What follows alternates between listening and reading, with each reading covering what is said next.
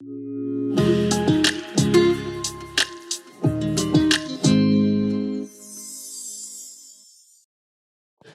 fête à toutes les mamans. On est content que vous soyez ici avec nous. Si vous êtes ici pour la première fois ce matin, si vous nous visitez, on est vraiment content que vous soyez avec nous. On peut donner aussi une main d'applaudissement à toutes les personnes qui nous visitent. On est content que vous soyez avec nous. Et si c'est la première fois à l'église Le Sentier, eh bien, on vous invite aussi à venir nous rencontrer. Vous pouvez faire ça en allant au kiosque après la célébration. On a même une petite table ronde à côté du kiosque qui est notre espace bienvenue. Et Cynthia, elle est là ce matin, donc vous pouvez aller parler avec l'équipe de Bienvenue. Ça va nous faire plaisir de vous accueillir. Donc, ce matin, je suis vraiment content d'être avec vous. Puis M. Farley a fait une belle présentation, une belle prière pour nos mamans. C'est la fête des mères. C'est une belle journée. À chaque fois qu'il y a une fête, à chaque fois qu'on célèbre ensemble, c'est toujours un bon temps pour célébrer en Église. Aujourd'hui, c'est une belle journée, je pourrais dire probablement pour la majorité des gens, mais en fait, je le sais pas. Peut-être que pour toi, c'est une très belle journée, mais comme M. Farley nous l'a dit tantôt, peut-être que pour toi, ça l'évoque des choses difficiles, être une mère. Peut-être que cette journée te rappelle des souvenirs difficiles. Peut-être que cette journée te fait vivre de la souffrance. À chaque fois qu'on célèbre, c'est à la fois la fête, mais à la fois, ça nous rappelle des moments difficiles, des moments de tristesse. Mais en réalité, on a tous des moments dans nos vies où c'est difficile de se réjouir, où c'est difficile de donner un sens à tout ce qui se passe. Mais il y a aussi ces moments qu'on vit où tout fait du sens, au contraire. Peut-être que même les plus sceptiques d'entre nous diraient, il semble qu'à ce moment-ci, tout fait du sens, tout est correct, tout va bien aller. Le 8 avril dernier, quelqu'un sait c'est quoi qui s'est passé le 8 avril dernier? L'éclipse, hein? On en a assez entendu parler. Mais le 8 avril dernier, lors de l'éclipse solaire complète qu'on a vécue au Québec, j'ai fait comme tout le monde. J'ai acheté des lunettes. Mais j'avoue que je connaissais pas grand-chose sur les éclipses solaires. Pour moi, que le soleil couvre que la lune couvre 96% du soleil ou 100% du soleil, je savais pas qu'il y avait une aussi grande différence. Donc, j'ai dit, non, on va pas se déplacer, on va regarder ça de la maison. Mon fils m'en veut depuis ce temps-là. Mais ce qui m'a surpris même à Gatineau, c'est la précision des informations qu'on a reçues. À 2h11, l'éclipse va commencer, puis autour de 3h25, si je me souviens bien, la lune va couvrir 96% du soleil. Et c'est exactement ce qui s'est passé. Je me souviens d'avoir regardé l'heure, il est 2h11, puis là, je mets mes lunettes. Ça faisait 1 heure que je regardais le soleil déjà avec mes lunettes. Puis là, je regarde là avec mes lunettes, puis là, je pense que je vois un petit point dans le soleil, puis là, je dis, je pense que c'est ça, à 2h11. Puis effectivement, on m'a appris que oui, c'est super facile de prédire avec une grande précision tous ces phénomènes-là d'éclipses qui vont se passer dans les prochaines années. À une aussi grande précision qu'être capable de dire qu'à 2h11, l'éclipse va commencer à Gatineau. Donc, même si pour nous, c'était seulement 96% de couverture, j'étais complètement émerveillé. Après l'éclipse, on était dans la maison, on préparait le souper, je pense, puis à un moment donné, je me suis comme entendu, j'étais en train de chanter des chants de louange, je chantais à Dieu. Et puis je m'en rendais pas compte, là, c'était pas comme je disais, hey, je suis en train de chanter des chants de louange, puis parce qu'à ce moment-là, je me suis mis à avoir cette réflexion-là. Je m'écoutais chanter les chants de louange, je venais d'observer l'éclipse. Je venais d'observer le petit phénomène de « il fait plus froid, il fait plus noir ». C'est vraiment écœurant, je tripais bien raide. Puis je réfléchissais, puis je me dis, devant cette grande beauté, devant cet émerveillement, je me disais, pour moi, c'est super clair en ce moment que Dieu est avec moi. C'est super clair que devant une aussi grande beauté, pour moi, c'est à ces moments-là que je trouve que c'est plus facile de croire que Dieu est là. Devant une aussi grande beauté, devant une aussi grande merveille de la nature. Mais vous savez, j'étais pas le seul. Parce qu'après les événements, on entendait des scientifiques qui, contrairement à moi, savaient comment fonctionne une éclipse. Et puis, dans leur propre témoignage, ils témoignaient de leur émerveillement. On a entendu des choses comme « c'est plus grand que la nature ». Ça vient d'un autre monde, ce genre de phénomène. C'est un événement spirituel. J'ai entendu des gens dire que malgré qu'ils comprennent le phénomène, ils ont vécu une émotion qu'ils ne pouvaient pas expliquer. Quelque chose qui était plus grand qu'eux. Quand on est devant l'émerveillement, c'est dans ces moments-là que peu importe si on croit ou qu'on ne croit pas, c'est là que peut-être c'est le plus facile de dire « mais peut-être que oui ». Il y a des moments où croire en Dieu, croire que Dieu est avec nous est plus facile à expliquer qu'à d'autres moments. Tim Keller, dans son livre « La raison est pour Dieu », rapporte les propos de Leonard Bernstein, un compositeur, chef d'orchestre et pianiste américain renommé qui parlait de la musique de Beethoven. Selon les propos de Keller, Bernstein n'était pas un chrétien. Mais Bernstein va dire ceci sur Beethoven. Beethoven a créé des œuvres d'une justesse à couper le souffle. Justesse, c'est le mot. Quand vous avez le sentiment que la note qui suit une autre est la seule possible à cet instant, alors il y a des chances que vous soyez en train d'écouter la musique de Beethoven. Sa musique vient du paradis. Elle a le pouvoir à cette conclusion qu'il y a quelque chose de juste dans le monde. Il y a quelque chose qui est aux commandes d'un bout à l'autre, qui suit systématiquement sa propre loi. Quelque chose qui est digne de confiance, qui ne vous laissera jamais tomber.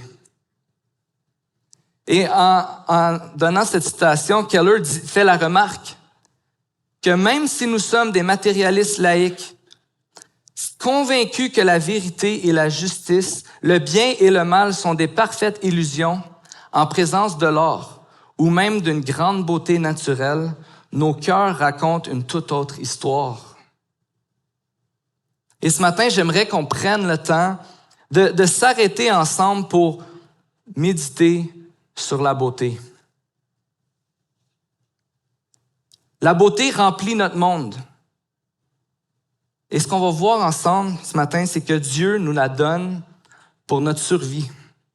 La beauté, c'est l'une des grâces les plus riches que Dieu pourvoit pour guérir notre âme et absorber ses bontés. En fait, la beauté nous pousse à croire qu'il y a plus, qu'il y a mieux et que tout va bien aller. Parce que la beauté nous pointe vers un monde parfait, où la déception et le mal n'existent pas, où la justice règne pour toujours. Elle nous pousse vers l'auteur de ce monde. Dans Genèse 1, 31, à la fin du récit de la création dans Genèse 1, on lit que Dieu regarda tout ce qu'il avait fait et il constata que c'était très bon. Il y eut un soir, il y eut un matin, ce fut le 6e jour. À la fin de la création, c'est le constat que Dieu fait de sa création, de son œuvre, de ce qu'il a fait. Il nous dit, tout est très bon. On pourrait dire, tout est très beau. Imaginez-vous de vivre dans un endroit comme celui-là. Tout est beau, tout est émerveillant, tout le temps. Tout ce que je vois me rappelle que ça va bien aller, qu'il n'y aura pas de problème. Tout me rappelle que je suis aimé. Tout me rappelle que je suis comblé. Tout me rappelle que j'ai de la valeur. Tout me rappelle que je suis en sécurité. Tout est très bon. Tout est très beau. C.S. Lewis, l'auteur des Chroniques de Narnia, parle ainsi de la beauté. Il va dire, nous ne voulons pas seulement voir la beauté. Bien que Dieu le sait, même cela soit déjà une grâce suffisante. Nous voulons quelque chose d'autre qui peut à peine être exprimé en mots, être uni à la beauté que nous voyons. y entrer, la recevoir en nous-mêmes, nous y baigner, en devenir partie intégrante. Quand Lewis a créé Narnia, il cherchait à créer un monde extraordinaire. En fait, Narnia, c'était un livre qu'il a écrit pour des enfants, pour raconter les réalités de Dieu, pour parler du monde de Dieu aux enfants. En passant, si vous êtes un adulte et vous ne l'avez pas lu, je vous le recommande. C'est des lectures qui ont été lues par plusieurs personnes, enfants et adultes, depuis que ça a été écrit. Mais c'était son désir de créer un monde que les gens allaient voir et dire, moi, je veux vivre dans ce monde-là. Je veux vivre dans ce monde où le puissant Aslan règne, où règne la paix, l'harmonie, un monde qui est infini en richesse et en bonté et en beauté. Quand les gens lisaient Narnia, c'était ce qu'ils se disaient. Mais ce que Lewis désirait encore plus en créant Narnia, c'est que les lecteurs puissent découvrir que ce monde existe réellement, qu'il a été créé et que si on semble bien souvent aspirer à un paradis perdu, quelque chose qu'on goûte une fois de temps en temps, mais qui semble plus être une nostalgie que d'autres choses, eh bien, Dieu ne nous a pas laissé tomber. On peut y goûter. On peut y goûter encore aujourd'hui à la beauté de sa création, avec l'espoir que le meilleur est à venir. Qu'on va vivre pour toujours dans ce monde et on va pouvoir contempler la beauté de Dieu pour toujours, sans confusion. Donc la beauté nous pousse à reconnaître qu'il y a plus et elle nous pousse à rechercher l'auteur de cette beauté. Si vous voulez venir avec moi dans le psaume 27, on va lire ensemble les 5 premiers versets du psaume 27.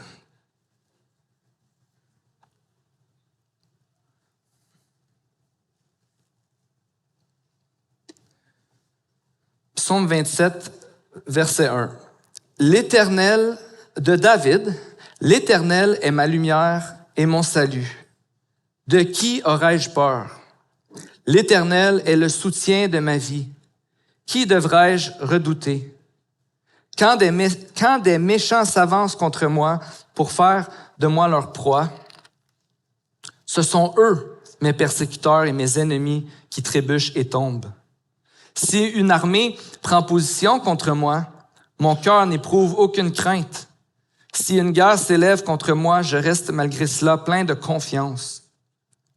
Je demande à l'Éternel une chose que je désire ardemment. Je voudrais habiter toute ma vie dans la maison de l'Éternel pour contempler la beauté de l'Éternel et pour admirer son temple. Car il me protégera dans son tabernacle le jour du malheur et il me cachera sous l'abri de sa tente. Il m'élèvera sur un rocher. Donc, David, dans le psaume 27, nous dit qu'il demande une chose qu'il désire ardemment. Son désir, c'est être dans la présence de l'Éternel.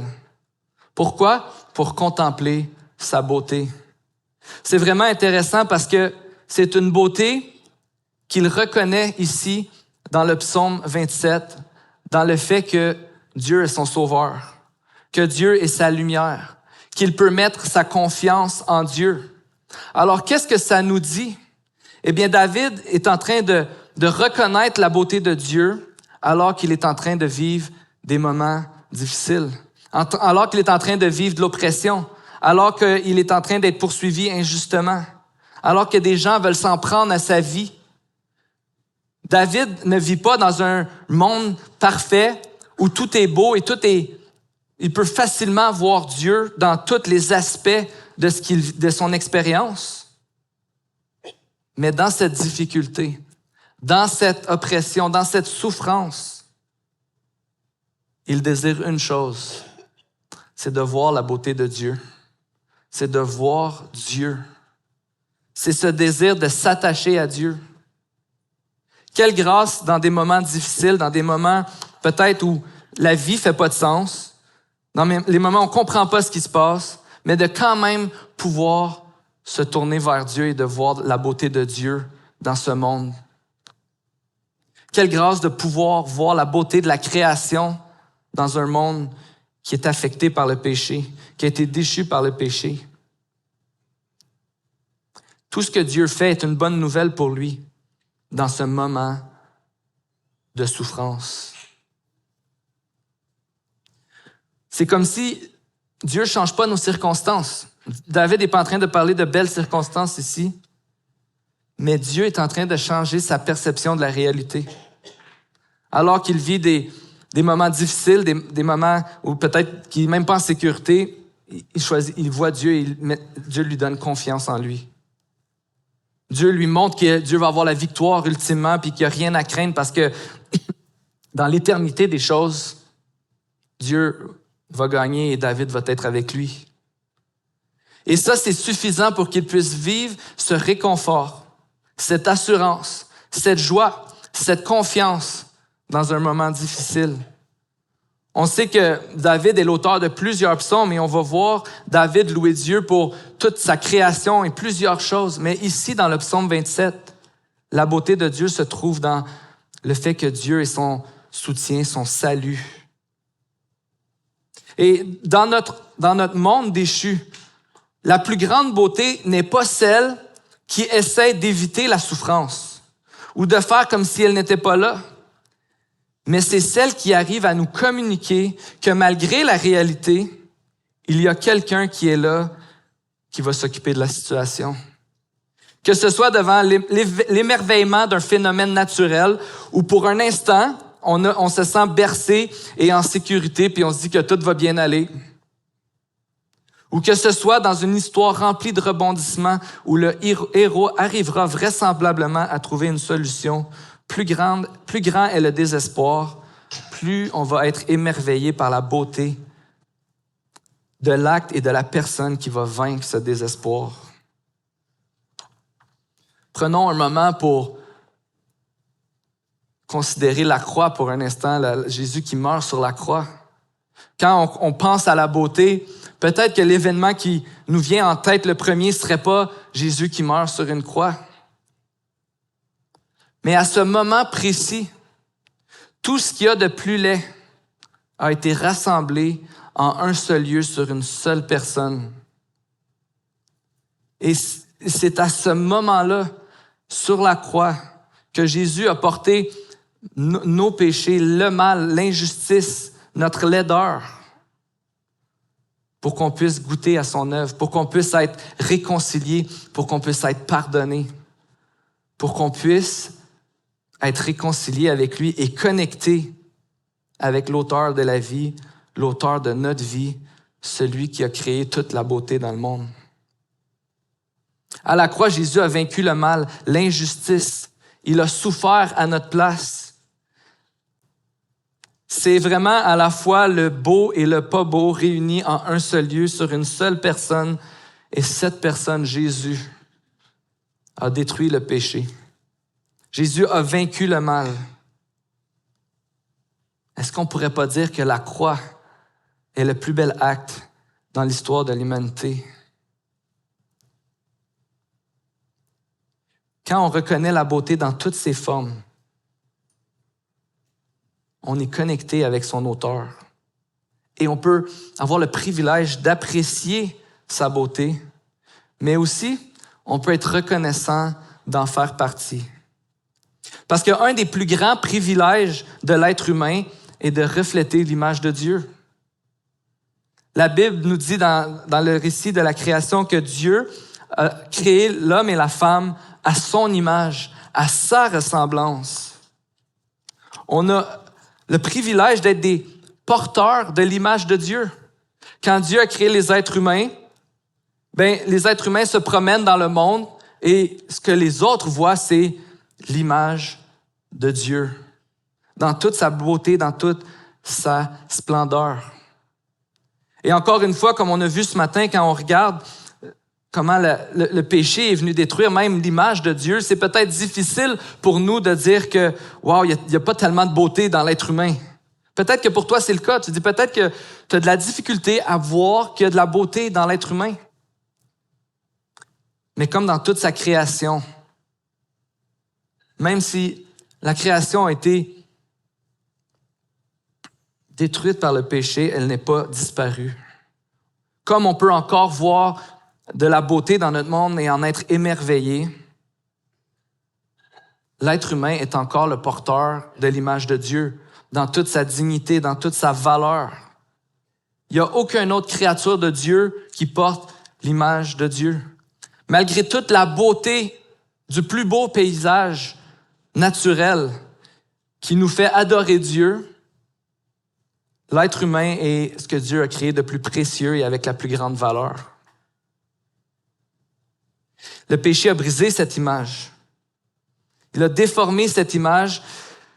Puis comme je viens de dire, c'est parfois difficile d'en apprécier la beauté de l'image de Dieu. Mais on peut toujours apprécier la beauté de Dieu dans chaque être humain. C'est un privilège qu'on a de refléter l'image de Dieu.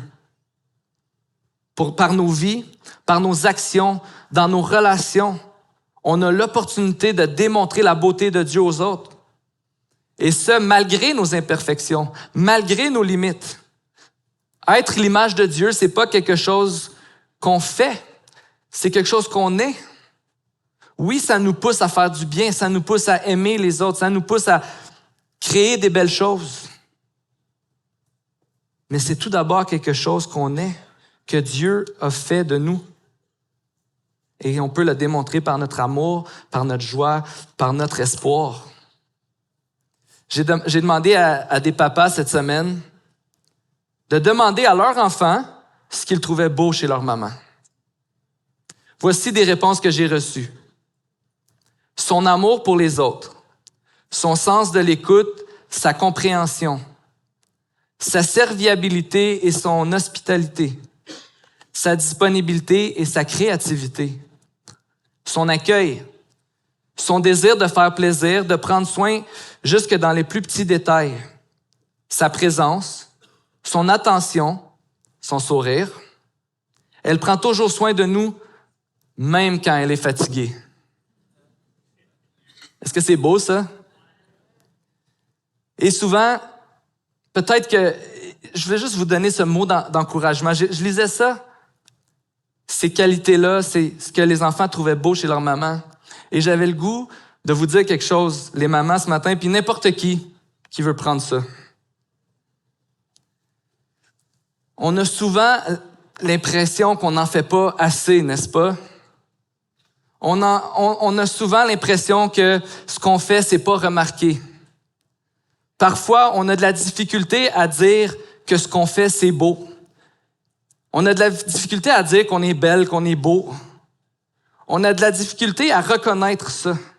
Et ce que je voulais qu'on célèbre ensemble ce matin, c'est que cette beauté qui est en nous, cette beauté qui est autour de nous, c'est Dieu qui l'a créée. Et c'est ce qu'on veut célébrer ensemble. On n'est tous pas parfaits, on est tous dans le même bateau. Mais Dieu nous donne la grâce de pouvoir continuer à grandir. Dieu nous fait la grâce de pouvoir progresser, de pouvoir aimer et surtout de pouvoir être reconnaissante de ce qu'il nous a donné. Donc, ce matin, ce que j'avais le goût de dire à toutes les mamans, à toutes les femmes, à tous les papas, à tous les hommes, mais vous savez, on est le 12 mai, c'est la fête des mères, vous reviendrez en juin. Mais à tout le monde, c'est que vous êtes belles. Vous êtes belles et c'est la beauté de Dieu que vous reflétez autour de vous. Alors, je vais vous souhaiter une bonne fête des mères et j'inviterai l'équipe de louange que j'ai oublié d'inviter d'avance. Je vais juste prier pendant qu'ils s'installent. Seigneur, merci pour le temps que tu nous as donné ce matin. Merci pour nos mamans. Merci pour tous ceux et celles qui sont ici ce matin et qui sont interpellés par ce que tu as fait, Seigneur, par tout ce que tu es. Je te prie, Seigneur, qu'on puisse ensemble célébrer ta beauté, célébrer ton œuvre Et vraiment, on veut te remercier parce qu'on peut voir cette beauté tout au travers de nous, mais dans la vie des uns des autres aussi. Et c'est pour ta gloire, Seigneur, qu'on veut se réjouir ce matin et on te demande de nous aider à nous tourner vers toi, Seigneur, et de ne pas accepter les mensonges de l'ennemi, mais de pouvoir se tourner vers toi et de goûter à ta grâce, de goûter à ton amour et de pouvoir le partager en retour. C'est dans ton nom qu'on te prie, Jésus. Amen.